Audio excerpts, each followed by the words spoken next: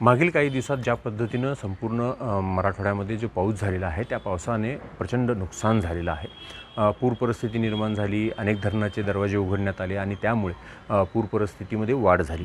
या सगळ्या मागची नेमकी काय कारणं आहेत, काय परिस्थिती झाली, त्याच्यामागे कारणं कोणती आहेत याबद्दल बोलण्यासाठी आपल्याबरोबर आहेत ज्येष्ठ पर्यावरण तज्ज्ञ अतुल देऊळगावकर सर. सर, ही परिस्थिती नेमकी का आणि कशामुळे आली?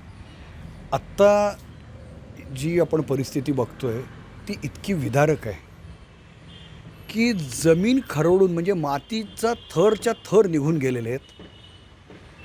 शेतामध्ये 2-2 फूट 3-3 फूट पाणी आहे. नदीचं पात्र 3-3 4-4 किलोमीटर पसरलं आहे. या सर्व परिस्थितीचा अनेक कारणांनी आपण विचार करायला पाहिजे. म्हणजे शेतकऱ्यांपर्यंत विज्ञान तंत्रज्ञान पोचलं तर त्या विज्ञान तंत्रज्ञानाला अर्थ आहे असं ज्युलियस नेरेरे म्हणायचे. आता आपण बघूया की हवामान खात्यानं अंदाज सांगितला होता तो प्रत्येक ठिकाणच्या जिल्हाधिकाऱ्यांनी आणि महसूल अधिकाऱ्यांनी शेतकऱ्यांपर्यंत पोहोचवला होता का की खूप मोठा पाऊस येणार आहे आणि ज्यांचं सोयाबीन पिकलं असेल त्यांनी काढून ठेवा. निदान 10-20% तरी सोयाबीन वाचू शकलं असतं. खूप मोठा पाऊस येणार आहे, अतिवृष्टी होणार आहे ही माहिती कळाल्यानंतर नदीचं जे पूर नियंत्रण आहे त्या संबंधित विभागाने दारं वेळीच उघडली होती का आणि त्याची माहिती ही नदीकाठच्या लोकांना वेळीच दिली होती का? हे जसे 2 प्रश्न आहेत. कारण ही अतिशय ऐतिहासिक आणि अनन्यसाधारण परिस्थिती निर्माण झाली आहे. त्याला अनेक घटक निर्माण आहेत. आणि यानंतर की इतका मोठा पूर येतो तो केवळ पावसामुळेच येतो का? तर यासंबंधी खरं तर केंद्र सरकारनं 1950 पासून वेळोवेळी पुराच्या कारणांचा शोध घेण्यासाठी समित्या नेमल्या होत्या. तशी समिती आता नेमणं आवश्यक आहे आणि त्याचा अनेक अंगांनी त्यांनी विचार करावा. 1976 साली पूर नियंत्रण आयोग जो निर्माण केला होता त्यांनी असा निष्कर्ष काढला होता की ओढे, नाले, नद्या यांच्यामध्ये अतिक्रमणं, रस्त्याचं बांधकाम, रुळाचं बांधकाम करताना जलनिस्सारणाचा म्हणजे ड्रेनेजचा विचार केला जात नाही आहे. हीच गोष्ट अधिक वेगानं आणि अधिक संख्येनं या गेल्या 20-30 वर्षामध्ये आपण करत आलेलो आहोत. बेकायदेशीर बांधकामांना कायदेशीर केलं तरी पावसाच्या आणि पाण्याच्या प्रवाहासमोर ते टिकू शकत नाहीत आणि मग अनन्यसाधारण पूर येतो. हे आपण लक्षात घेऊन त्यासंबंधी कधी काही कारवाई करणार आहोत का? त्यामध्ये भर पडलेली आहे त्या जलयुक्त शिवारची.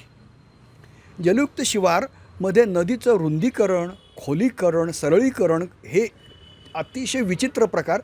नदीची जी एक नैसर्गिक यंत्रणा असते त्यामध्ये वाळू आहे.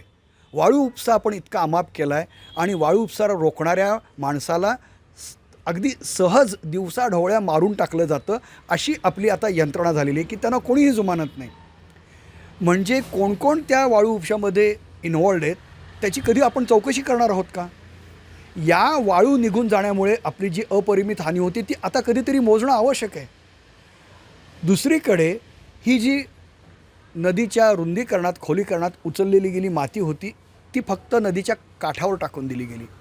ती माती पावसाच्या ओघामध्ये सगळी नदीच्या आतमध्ये जाऊन पडली आणि पात्रात जाऊन साचली.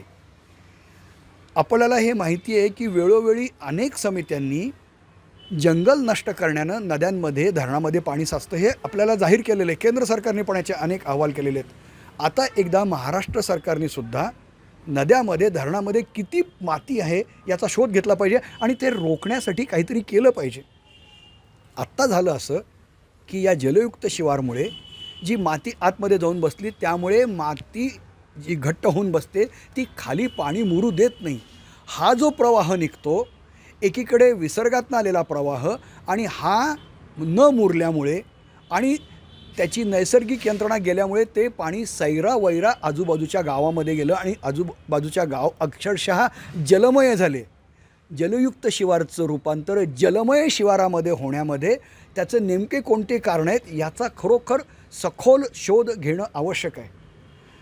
याचा दुसरा भाग असा आहे की वाळू काढून टाकली गेली अनेक ठिकाणी जलयुक्त शिवारामध्ये. या सगळ्यामुळे जिथं नदीचा संगम होतो, 2-2 नद्या एकत्र येतात. आता मांजरा नदीच्या बाबतीत तावरजा येऊन तिला मिळते, सोळ नदी मिळते, तेरणा नदी या ठिकाणी 5-5, 6-6 किलोमीटर आणि काही काही ठिकाणी 10 किलोमीटर पाणी पसरलेलं आहे.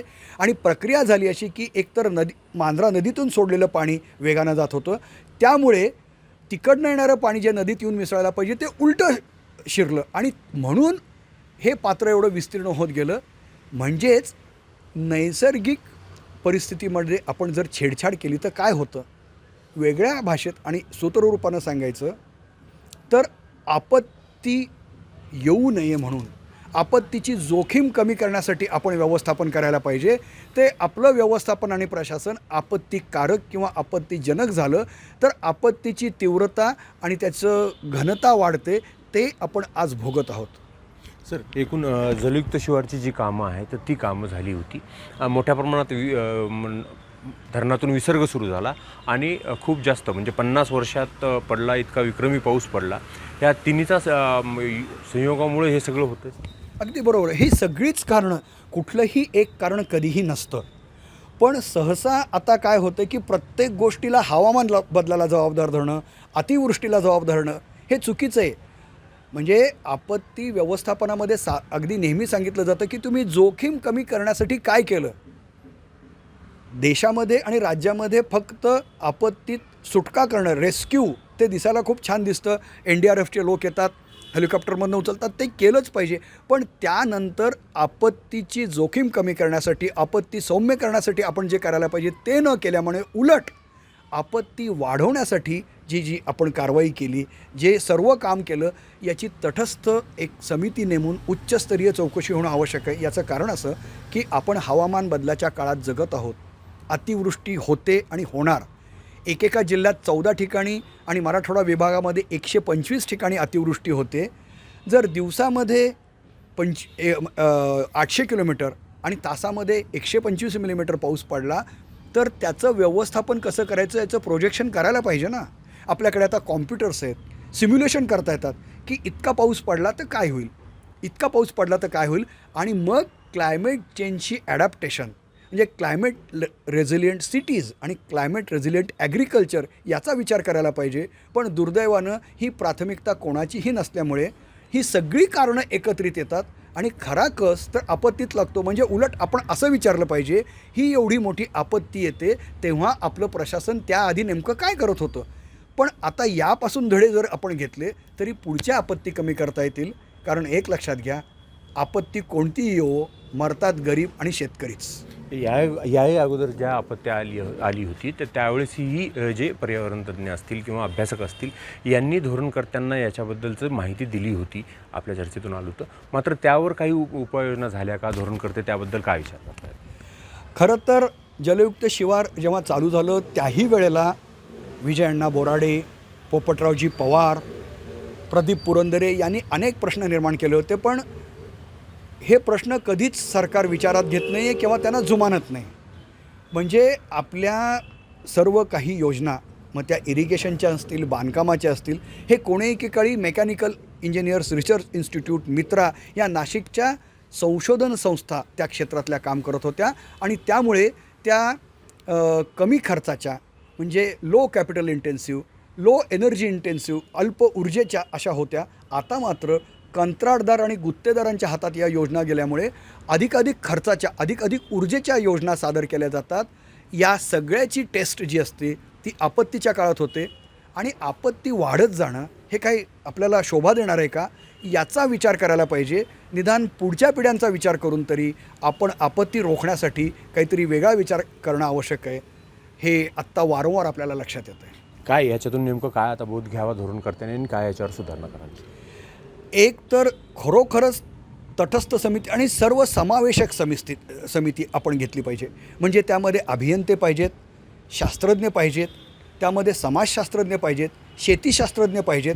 या सगळ्यांना घेऊन हे का झालं याची चौकशी करून जे जबाबदार आहेत त्यांना शासन होणं आवश्यक आहे. तरच हा संदेश जाईल की हे करता कामा नये. आजपर्यंत आपण चुका करणाऱ्यांना कधीही शिक्षा केलेली नाही आहे. ते करणं आवश्यक आहे आणि त्यानंतर इथून पुढं आपत्ती येणार नाही यासाठी आपण कठोर पावलं उचलणार आहोत का? नदीच्या पात्रामध्ये बांधकाम असेल तर ते अतिशय कठोरपणे मोडून काढणार आहोत का नाही, म्हणजे आपण इथून पुढच्या आपत्ती वाचवू शकू. हवामान बदल तर होतो आहे, जगाचं तापमान वाढतंय, ते 2°C जाणार आहे. यानंतर वारंवार आपत्ती येणार आहेत. आपण महाराष्ट्राची साठे ओलांडली. निदान 75पर्यंत तरी अमृत महोत्सव साजरा करताना त्यावेळच्या लोकांना असं वाटलं पाहिजे की आधीच्या काळातल्या लोकांनी आमच्यासाठी काहीतरी बरं काम केलं होतं आणि त्यासाठी आपण आता विचार करणं आवश्यक आहे. एकूण असं आहे की आपत्ती तर येणार आहे, पर्यावरण बदल झालेले आहेत, मात्र त्यावर योग्य तो निर्णय घेत चांगला आणि शाश्वत विकास कसा करावा, नदीच्या अनुषंगानं पूर येणार नाही यासाठी काय नेमकी उपाययोजना कराव्यात याबाबत मार्गदर्शन केलेलं आहे ज्येष्ठ पर्यावरणतज्ञ अतुल देऊळगावकर यांनी. धोरणकर्ते निश्चित त्याचा विचार करतील अशी आशा बाळगू. कॅमेरामन विजय कवाळेसह निशांत भद्रेश्वर, ABP माझा, लातूर. ABP माझा, उघडा डोळे बघा नीट.